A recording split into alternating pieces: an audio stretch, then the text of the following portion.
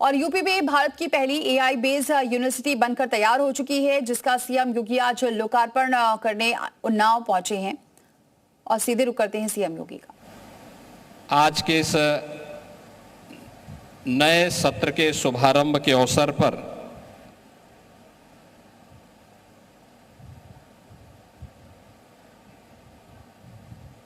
जनपद उन्नाव के इस समारोह में मंच पर उपस्थित उत्तर प्रदेश सरकार के मंत्रिमंडल के मेरे सहयोगी, प्रदेश के औद्योगिक विकास के मंत्री श्री नंद गोपाल गुप्ता नंदी जी, उच्च शिक्षा के मंत्री श्री योगेंद्र उपाध्याय जी,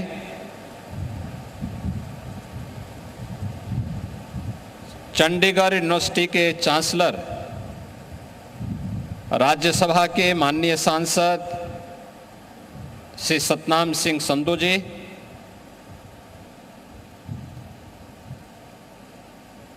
उन्नाव के लोकप्रिय सांसद डॉक्टर स्वामी सच्चिदानंद हरि साक्षी जी, जिला पंचायत अध्यक्ष श्रीमती शकुन सिंह जी, माननीय विधायकगण श्री पंकज गुप्ता जी, श्री ब्रजेश रावत जी, श्री अनिल सिंह जी, श्री बंबालाल दिवाकर जी, श्री श्रीकांत कटियार जी, श्री रामचंद्र प्रधान जी, आशुतोष शुक्ला जी, भारतीय जनता पार्टी के जिलाध्यक्ष अनुराग अवस्थी जी, प्रदेश के मुख्य सचिव श्री मनोज कुमार सिंह जी, प्रमुख सचिव उच्च शिक्षा श्री एमपी अग्रवाल जी, आज के इस समारोह में उपस्थित चंडीगढ़ यूनिवर्सिटी से जुड़े हुए सभी विभिन्न संकायों के सभी सम्मानित आचार्य और अन्य फैकल्टी मेंबर्स, समाज के अलग अलग क्षेत्रों में नेतृत्व प्रदान करने वाली हमारे इंडस्ट्री लीडर्स और अन्य सम्मानित महानुभाव, और चंडीगढ़ यूनिवर्सिटी के इस प्रथम सत्र में प्रवेश लेने वाले मेरे सभी युवा छात्र छात्राओं के साथ ही उनके अभिभावकों की उपस्थिति हम सबको अत्यंत आह्लादित कर रही है। चंडीगढ़ यूनिवर्सिटी के आज के शुभारंभ के अवसर पर मैं सबसे पहले यूनिवर्सिटी के चांसलर श्री सतनाम सिंह संधू जी को, उनकी पूरी टीम को हृदय से यहां पर बधाई देते हुए आप सभी उपस्थित महानुभावों का अभिनंदन करता हूं, और उन्नाव वासियों का विशेष रूप से मैं उन्हें हृदय से अभिनंदन करता हूं कि एक शिक्षा में नई क्रांति लाने वाली एक ऐसी यूनिवर्सिटी आपको प्राप्त हुई है जो निजी क्षेत्र की पहली artificial intelligence augmented multi disciplinary university है। बहनों और भाइयों, उन्नाव की जब हम बात करते हैं तो उन्नाव की अपनी पहचान साहित्यिक दृष्टि से, सांस्कृतिक दृष्टि से, ऐतिहासिक दृष्टि से, कलम के लिए, कौशल के लिए और अपने करिश्माई अंदाज के लिए जाना जाता है। ये वह धरती है जिसने अनेक ऐसे पवित्र स्थल दिए हैं जो हमारी आध्यात्मिक विरासत का प्रतिनिधित्व करते हैं। मां गंगा का आशीर्वाद भी जनपद को प्राप्त होता है। तो यहां पर स्थित चंद्रिका देवी का मंदिर इस जनपद की आध्यात्मिक विरासत को एक नई पहचान देता है। इस जनपद ने अनेक ऐसी विभूतियों को जन्म दिया है जिन्होंने देश की आजादी की लड़ाई में बढ़ चढ़ करके भाग लिया। ये वही जनपद है जहां राजा राम राव बख्श सिंह जी ने अपने क्रांतिकारी तेवर से ब्रिटिश हुकूमत की चूनों को हिलाने का काम किया था। ये वही जनपद है जिस जनपद में जन्म लेकर के और लखनऊ में शहीद की एक लंबी परंपरा हमें प्रेरित करती है। और साहित्यकारों की तो कहना ही क्या है। साहित्यकारों की एक लंबी परंपरा भी इस जनपद से आगे बढ़ी है। जब मैं बात करता हूं पंडित प्रताप नारायण मिश्र, पंडित सूर्यकांत त्रिपाठी निराला, डॉक्टर शिवमंगल सिंह सुमन, बाबू भक्तिचरण वर्मा, हसरत मोहानी, डॉक्टर रामविलास शर्मा और उत्तर प्रदेश विधानसभा के पूर्व अध्यक्ष हमारे दीक्षित जी, यानी साहित्य की जिनकी कलम ने कहीं कलम से आजादी की लड़ाई में तलवार से और विरासत को समेटे हुए यहां के पवित्र चंद्रिका देवी मंदिर, यहां पे भगवान सहस्त्र लिंगेश्वर मंदिर, परियर स्थित लौकुश का जन्मस्थल जानकी कुंड और बौद्धकालीन सचान कोट कुसरी देवी मंदिर, ये सभी के साथ साथ इको टूरिज्म का भी एक महत्वपूर्ण केंद्र नवाबगंज का पक्षी विहार भी इस जनपद को एक नई पहचान दिलाता है। यानी जहां एक तरफ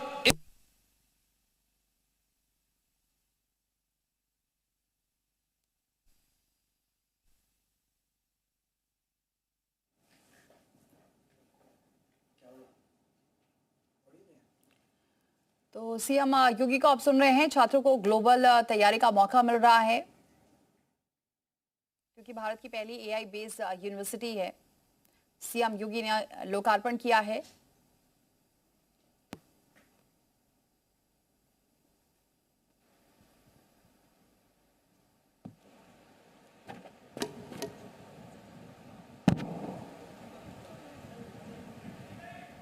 इस जनपद ने अलग अलग कालखंड में भारत और भारतीयता को एक पहचान दी। वहीं इन सभी को समेटे हुए एक साथ पुरातन और आधुनिकता के नए संगम के रूप में आदरणीय प्रधानमंत्री जी की प्रेरणा से श्री सतनाम सिंह संधू जी ने चंडीगढ़ यूनिवर्सिटी की एक नई सौगात, एक नया उपहार आज उन्नाव वासियों को दिया है, जहां पे कलम के साथ साथ देश की आवश्यकता और इंडस्ट्री की आवश्यकता के अनुरूप उस प्रकार के युवाओं की एक नई फौज खड़ा करना है। मैं संधू साहब आपको और आपकी पूरी टीम को इसके लिए हृदय से धन्यवाद देता हूं कि आपने देश के अंदर तमाम ऑफर के बावजूद आपने उत्तर प्रदेश का चयन किया और उत्तर प्रदेश में भी हमारे प्रदेश की राजधानी के नजदीक उन्नाव जनपद, जहां से ये मांग लगातार हो रही थी कि हमारे यहां भी कोई यूनिवर्सिटी होनी चाहिए, और आपने एक ऐसी यूनिवर्सिटी दी है जिसमें आधुनिकता भी है, जिसमें पुरातनता का भी बेहतर समन्वय है और जिसमें गति भी है, प्रगति भी है और भारत की समृद्धि के द्वार खोलने का एक नया जोश और जज्बा भी देखने को मिल रहा है। मित्रों, हम सबको इस बात को ध्यान में रखना होगा, आज जिस यूनिवर्सिटी के शुभारंभ के समारोह में हम सब यहां पर उपस्थित हुए हैं,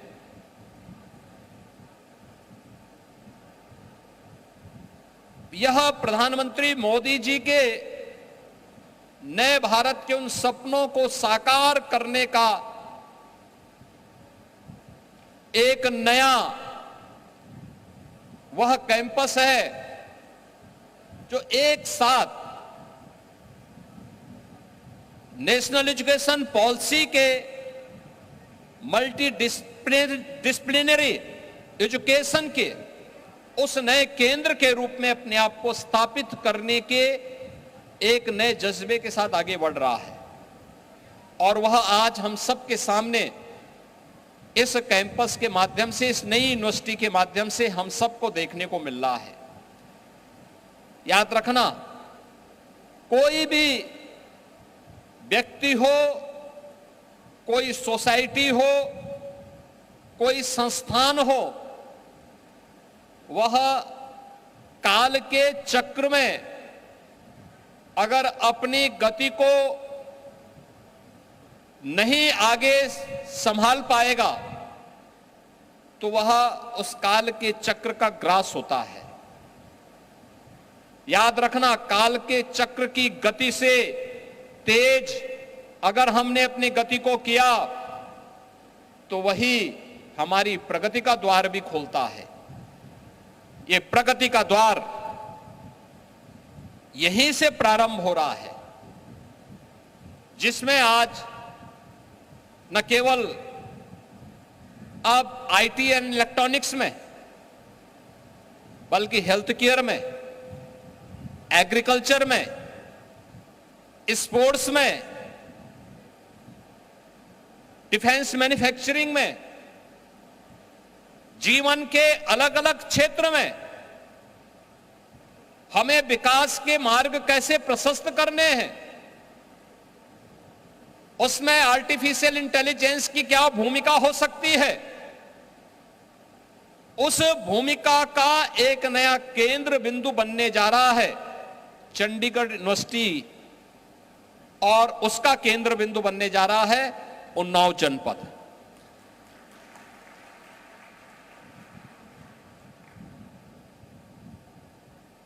उन्नाव जनपद के लिए एक नया अवसर आया है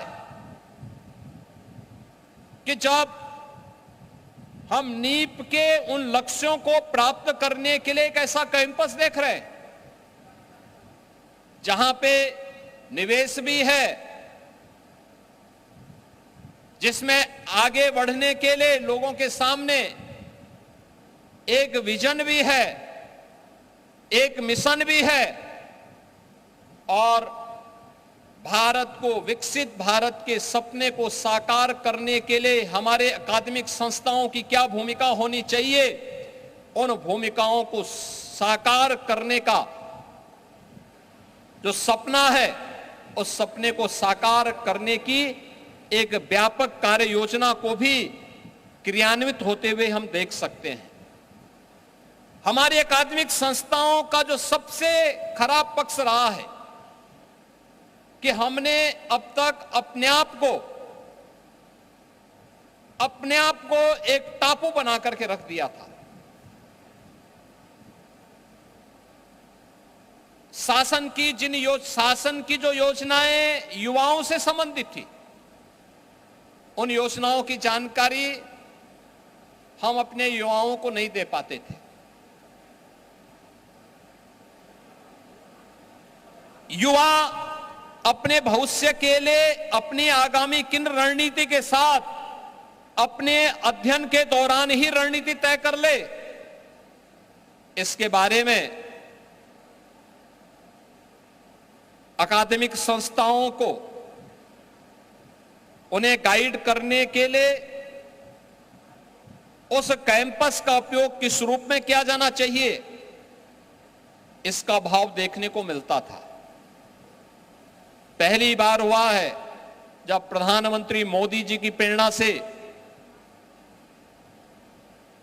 हमारे इंस्टीट्यूशन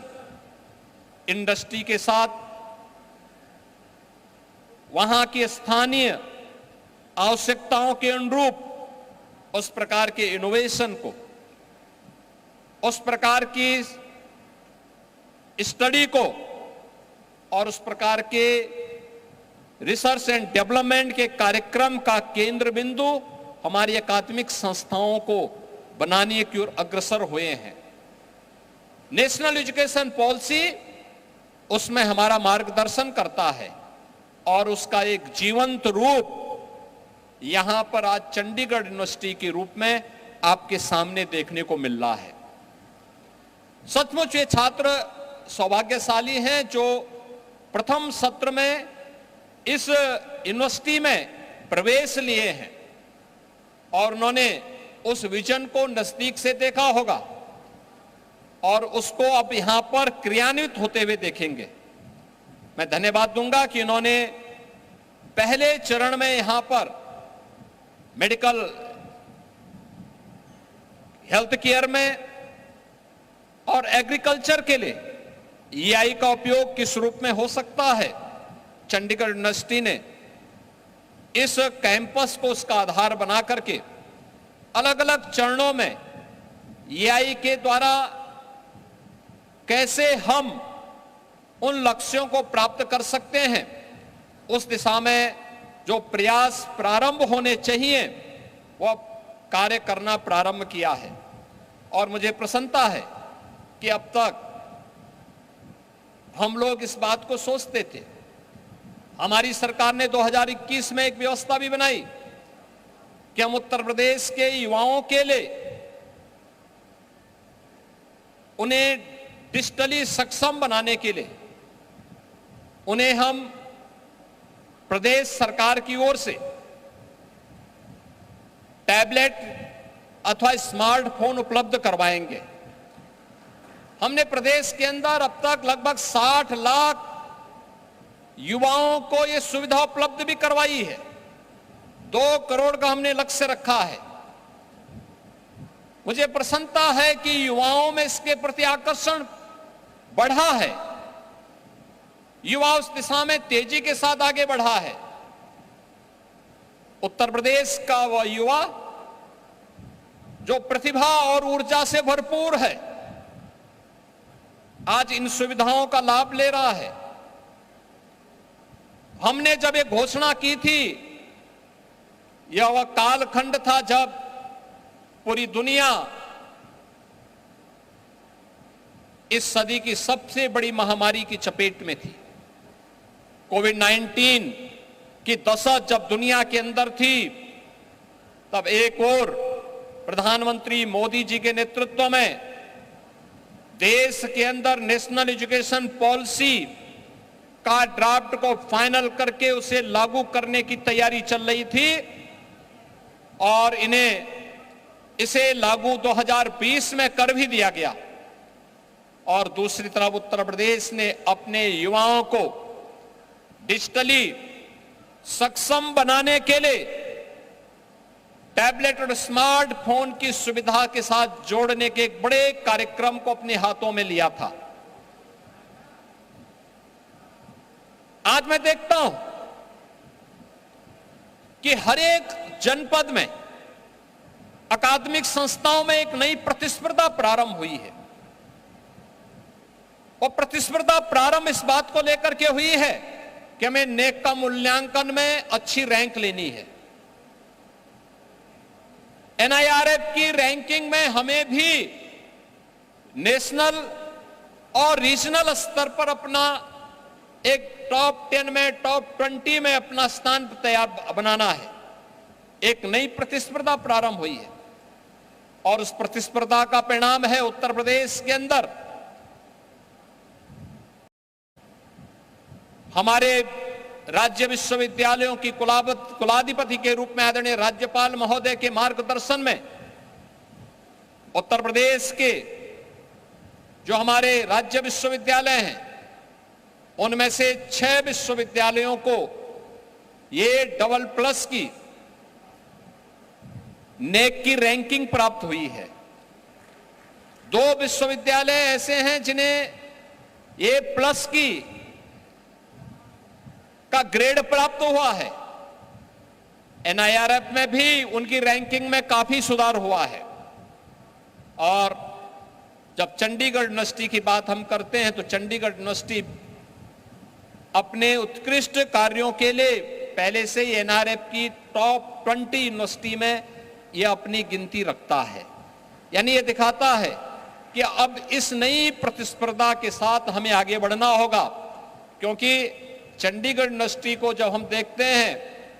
तो मुझे लगता है कि उत्तर प्रदेश में अब निजी क्षेत्र के विश्वविद्यालयों की भी एक अच्छी खासी संख्या हो गई है।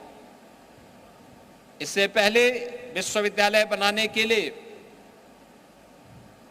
भेदभावकारी जो नीतियां हुआ करती थी, किसी के लिए 100 एकड़, किसी के लिए 20 एकड़, किसी के लिए 50 एकड़, हमने एक साथ व्यवस्था बनाई कि अगर ग्रामीण क्षेत्र है तो 50 एकड़, शहरी क्षेत्र है तो उसमें 20 एकड़ में हम यूनिवर्सिटी बनाने के लिए उत्तर प्रदेश सरकार से उन्हें सहमति पत्र भी प्रदान करेंगे, उन्हें मान्यता भी प्रदान करेंगे, उनके एक्ट को भी हम उसमें पास करेंगे। और अब देखते ही देखते पिछले 8 वर्ष में 23 निजी विश्वविद्यालय प्रदेश के अंदर बने हैं।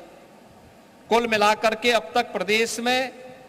47 निजी क्षेत्र के विश्वविद्यालय आज प्रदेश के अंदर उच्च शिक्षा प्रदान करने के अपने कैंपस के साथ आगे बढ़े हैं। एक नई प्रतिस्पर्धा उनमें प्रारंभ हुई है, अच्छा कर गुजरने की एक तमन्ना के साथ वे आगे बढ़े हैं। तो प्रदेश के अंदर राज्य विश्वविद्यालयों ने भी अच्छा काम प्रारंभ किया है। हम लोगों ने तय किया था जिन कमिश्नरी में अब तक हमारे पास विश्वविद्यालय नहीं, उनमें भी हम नए विश्वविद्यालय स्थापित करेंगे। और अब तक ऐसे 6 विश्वविद्यालय हम लोगों ने उन कमिश्नरी में स्थापित किए। इनमें पहला विश्वविद्यालय हमारा सहारनपुर में मां शाकंभरी के नाम पर, दूसरा विश्वविद्यालय हमने भारत माता के महान सपूत राजा महेंद्र प्रताप सिंह के नाम पर अलीगढ़ में स्थापित किया, और तीसरा जिनके शौर्य और पराक्रम का लोहा विदेशी आक्रांताओं ने माना, ऐसे महाराज सुहेलदेव की नाम पर हम लोगों ने आजमगढ़ में भी एक विश्वविद्यालय बनाया है, स्थापित किया है और प्रारंभ भी हो चुका है। 3 नए विश्वविद्यालय जिसमें मां पाटेश्वरी देवी के नाम पर देवीपाटन मंडल में एक विश्वविद्यालय, मां विंध्यवासिनी धाम के नाम पर एक विश्वविद्यालय मिर्जापुर में, और तीसरा विश्वविद्यालय हमारा स्थापित हुआ है यह गुरु जंबेश्वर के नाम पर मुरादाबाद में भी। ये तीनों विश्वविद्यालय ने भी अपने कैंपस इस वर्ष से प्रारंभ कर दिए हैं।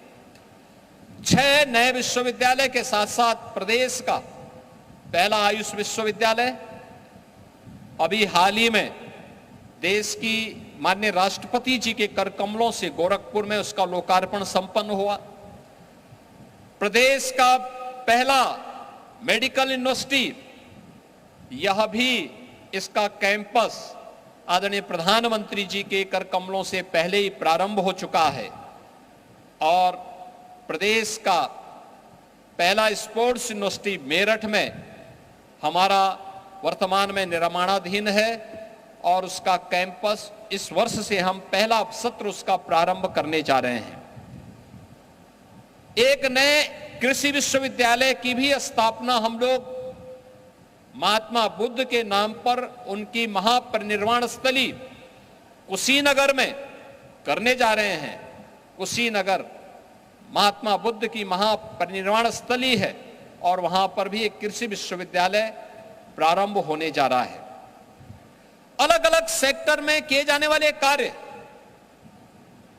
प्रदेश सरकार के द्वारा हमारे कैंपस में आधुनिक तकनीक का लाभ, मॉडर्न टेक्नोलॉजी का लाभ, मॉडर्न एज कोर्सेज के साथ हमारा युवा जुड़ सके, इसके लिए हम लोगों ने टाटा टेक्नोलॉजीज के साथ और अन्य तमाम ऐसे संस्थानों के साथ अपने एमओयू किए हैं जो हमारे युवा शक्ति को आधुनिक तकनीक के साथ जोड़ने के साथ साथ समाज और राष्ट्र की आवश्यकता के साथ साथ वैश्विक मांग के अनुरूप युवाओं को तैयार कर सके। मित्रों, एक तरफ हमें समाज और राष्ट्र की मांग के अनुरूप अपने युवाओं को तैयार करना होगा, लेकिन वर्तमान की चुनौती भी हम सबके सामने है और वह चुनौती है कि हमारे कैंपस, याद रखना, हमारी प्रगति और हमारी समृद्धि हमारे लिए, आने वाली पीढ़ी के लिए प्रेरणा तभी बन सकती है जब हम अपने जीवन को नियमित और संयमित रूप से आगे बढ़ाने के लिए एक अनुशासित रूप से अपने पाठ्यक्रम और अपने द्वारा विश्वविद्यालय या हमारे गुरुजनों के द्वारा, हमारी फैकल्टी मेंबर्स के द्वारा जो हमें गाइड दिया गया है, जो हमें उनका मार्गदर्शन प्राप्त हो रहा है, जब हम उसके अनुरूप चलते हैं। याद रखना, जहां जीवन में अनुशासन भंग हुआ, वहां अनुशासन भंग होते ही जीवन में दुशासन का प्रवेश प्रारंभ होता है और दुशासन के प्रवेश का मतलब फिर महाभारत, और महाभारत केवल विनाश करता है। याद करना, एक संस्कारवान युवा ही एक समर्थ और सशक्त भारत की आधार बन सकता है, भारत का भविष्य बन सकता है। और भारत के उस भविष्य को तराशने के लिए आज कलम और तलवार के बेहतर समन्वय के रूप में श्री सतनाम सिंह संधू जी ने चंडीगढ़ यूनिवर्सिटी की इस परिकल्पना को यहां पर हकीकत में बदलने का काम किया है। मैं उनका हृदय से धन्यवाद करता हूं कि चंडीगढ़ यूनिवर्सिटी जो चंडीगढ़ में है, पहला कैंपस है। और मुझे याद है जब इन्होंने अपना पहला प्रेजेंटेशन हमारे सामने राजभवन में प्रस्तुत किया था, तो राजभवन में जो प्रस्तुत किया था उस समय हम लोगों को लगता था कि क्या निजी क्षेत्र में भी इस प्रकार का कोई कार्य हो रहा होगा।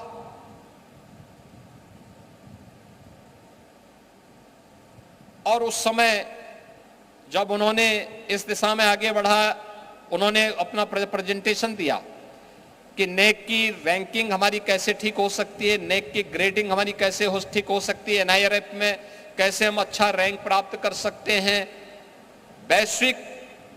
स्तर पर भी हमारा विश्वविद्यालय कैसे एक स्वस्थ प्रतिस्पर्धा को आगे बढ़ा सकता है, इसके बारे में बहुत अच्छा प्रेजेंटेशन उन्होंने वहां दिया था। आज जब उनके इस कैंपस को हम देख रहे हैं, और ठीक है, शुरुआत है, कोई भी शुरुआत थोड़ा संघर्षमय होता है, चुनौतीपूर्ण होता है, लेकिन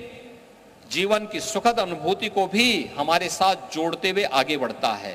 क्योंकि जो भी छात्र, जो भी फैकल्टी इस संस्थान के साथ जुड़ेगा, उसके साथ स्मृति जुड़ी रहेगी कि देखिए, हम नींव के पत्थर हैं, नींव के पत्थर दिखाई नहीं देते, लेकिन उसी में भव्य इमारत बनती है। उस भव्य इमारत के साथ आप जुड़ने जा रहे हैं जो चंडीगढ़ यूनिवर्सिटी के साथ यहां पर प्रारंभ होने जा रही है। और मैं इस बात को देख रहा था यहां के लोकप्रिय सांसद जब कह रहे थे, वे अभी मुझे मिले, वे कहे कि साहब देखिए मैं निर्मल पंथ से जुड़ा हूं और संधू साहब भी निर्मल पंथ को मानते हैं। तो मैंने कहा भी आप तो दोनों गुरु भाई हो गए, लेकिन आपके लिए अच्छी बात यह है कि आप यहां के नागरिकों को कह सकते हैं, जब लोग कहेंगे कि निवेश क्या हुआ, युवाओं के लिए आपने क्या किया, शिक्षा के लिए क्या किया, आधुनिक तकनीक के लिए क्या किया, तो आपके लिए तो बहुत आसान होगा। चंडीगढ़ यूनिवर्सिटी के रूप में आप उनके सामने प्रस्तुत कर सकते हैं कि निवेश का 2,500 करोड़ रुपए का निवेश अकेले इस कैंपस के माध्यम से इस जनपद में और प्रदेश में किया जा रहा है। युवाओं के लिए आधुनिक शिक्षा मिल जाए, इससे बढ़कर के और क्या हो सकता है, और आधुनिकता के साथ साथ संस्कारवान शिक्षा मिल जाए, इससे बढ़कर के और क्या हो सकता है, वह भी आप यहां दे रहे हैं। स्वाभाविक रूप से यूनिवर्सिटी बनेगी, विकास के नए द्वार खुलेगी। याद रखना, हर निवेश विकास के एक नए द्वार को आगे बढ़ाता है, बेहतर कनेक्टिविटी को तैयार करता है। याद करिए, आज से 8 वर्ष पहले उत्तर प्रदेश में कोई निवेश के लिए नहीं आना चाहता था। भय और दहशत का माहौल था, अराजकता की स्थिति थी, कोई सुरक्षित नहीं था, न बेटी सुरक्षित थी, न व्यापारी सुरक्षित था, न आम नागरिक सुरक्षित था। असुरक्षा के माहौल में निवेश नहीं हो सकता। उपद्रव के माहौल में बेहतर भविष्य के सपने को साकार नहीं किया जा सकता। उपद्रव और अराजकता के माहौल में भविष्य के सुनहरे सपने नहीं बुने जा सकते। अगर भविष्य के सुनहरे सपनों को बुनना है, उत्साहपूर्ण माहौल तैयार करना है, उमंग और उत्साह का माहौल तैयार करना है, तो हमें उसके लिए बेहतरीन सुरक्षा और कानून व्यवस्था की स्थिति चाहिए। और उत्तर प्रदेश में पिछले 8 वर्ष के अंदर जो माहौल बेहतरीन सुरक्षा का, कानून व्यवस्था का प्राप्त हुआ, आज उसका परिणाम है कि हमें अब तक 45 लाख करोड़ रुपए के निवेश के प्रस्ताव प्राप्त हुए हैं। 45 लाख करोड़ में से 15 लाख करोड़ रुपए के निवेश के प्रस्तावों को हम लोगों ने जमीनी धरातल पर उतारने का काम किया है। ये 15 लाख निवेश के प्रस्ताव, और अभी आपने देखा होगा कि हम लोगों ने अभी उत्तर प्रदेश के अंदर जिस प्रकार के कार्यक्रम को आगे बढ़ाया है, वह खासतौर पर उत्तर प्रदेश में अभी हाल ही में इसी उन्नाव जनपद के लिए हम लोगों ने कुछ नए कार्यक्रम प्रारंभ किए हैं। औद्योगिक निवेश के लिए लगभग 22,000 करोड़ रुपए के निवेश के प्रस्ताव अकेले उन्नाव जनपद के लिए ही हमारे प्रारंभ होने जा रहे हैं। और इसी के साथ ही यहां पर हम लोगों ने एक एक्वा ब्रिज ग्रुप के द्वारा भी 4,000 करोड़ रुपए के निवेश का प्रस्ताव यहां पर आने जा रहा है, इसी जनपद में आने जा रहा है। इसके साथ ही यहां पर एक कैनपेक इंडिया लिमिटेड के द्वारा भी यहां पर 1,300 करोड़ रुपए के निवेश के प्रस्ताव यहां इसी जनपद के लिए तैयार होने जा रहे हैं। इसके साथ ही UB beverage India private limited के द्वारा भी 2,200 करोड़ रुपए का निवेश का यहां पर प्रस्तावित किया गया है। और ओम लॉजिस्टिक लिमिटेड के द्वारा भी 150 करोड़ रुपए के यहां पर निवेश के प्रस्ताव भी प्रारंभ किए गए। याद रखना, देश की आजादी की लड़ाई में जो मैंने कहा था कि इसी माटी के सपूत शहीद गुलाब सिंह लोधी ने अंग्रेजों के छक्के छुड़ाने का काम किया था, और उनकी स्मृति में बने हुए पुलिस प्रशिक्षण महाविद्यालय की क्षमता को हमने दुगनी किया है। यहां पर राज्य अग्निशमन प्रशिक्षण महाविद्यालय में भी 235 करोड़ रुपए के निवेश के प्रस्ताव के साथ सरकार कार्य कर रही है। और यहां के साथ साथ हम लोगों ने लोक निर्माण विभाग के द्वारा, प्रदेश सरकार के द्वारा यहां पर तमाम अन्य इंफ्रास्ट्रक्चर के कार्य इस जनपद के लिए जहां तैयार किए जा रहे हैं, वहीं आज जब भारत की हम बात करते हैं तो मित्रों, EI में भारत की जो स्थिति है 2014 के पहले ग्लोबल इनोवेशन इंडेक्स में भारत 76वें स्थान में था। प्रधानमंत्री मोदी जी के विजन के नाते उनके द्वारा जो प्रयास प्रारंभ किए गए हैं, आज उसका परिणाम है कि भारत दुनिया में 39वें स्थान पर है। अभी स्टैनफोर्ड विश्वविद्यालय ने भी आर्टिफिशियल इंटेलिजेंस के बारे में जब भारत के बारे में चर्चा की है तो दुनिया के अंदर भारत इसका चौथे केंद्र के रूप में अपने आप को स्थापित करने में सफल हुआ है। स्टार्टअप में भी अगर आप देखेंगे, स्टार्टअप इंडिया से के नाते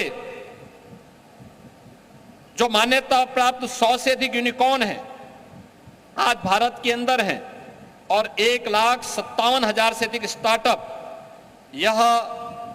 भारत को दुनिया की तीसरी बड़ी स्टार्टअप के एक बेहतरीन नेटवर्क के रूप में अपने आप को प्रस्तुत करता है। मित्रों,